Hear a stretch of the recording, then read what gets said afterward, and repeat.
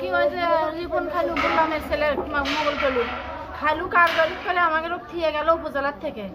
নিয়ে যা খালু চলে গেছে এরই মধ্যে ওরা এসে ভাঙ্গা চুরে শুরু করে বেটা আর তার সাথে আরো অনেক ছেলে মারছে। আমি পিছনে ওই দরজা ধরছি দেখে দরজার তালা দেওয়া ছিল ওই দরজা ভাঙ্গে এই লক ভাঙ্গে আলমারি ভাঙ্গে সব টাকা পয়সা সোনা বানা আমার 7 ভরি গহনা ছিল